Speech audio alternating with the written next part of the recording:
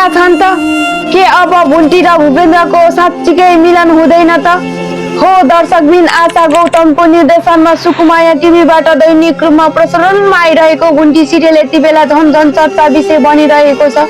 अब भूपेन्द्र सधैँ दुःख नै दुःख पाउने छन् किनकि भूपेन्द्रको श्रीमतीले पनि छोडेर गइसकेकी छिन् र अर्की सौता लाग्न खोजेकी पनि सम्पत्तिको लागि नै हो तर त्यो सम्पत्ति सबै भुन्टीको नाममा भइसकेको छ। अब भने भुन्टीले सुख पाउने छिन् र भूपेन्द्रले दुःख नै दुःख र भूपेन्द्रको परिवारमा कहिले शान्ति आउने छैन। हामी यो कामना गरौँ कि भुन्टी र भूपेन्द्र सदा जस्तै हाँसी खुसी रहन्। हो दर्शकबिन बाँकी भाग सबै आउने भागमा थाहा पाउने नै छौँ। आज यति भन्दै बिदा हुन चाहन्छु। हस्त धन्यवाद।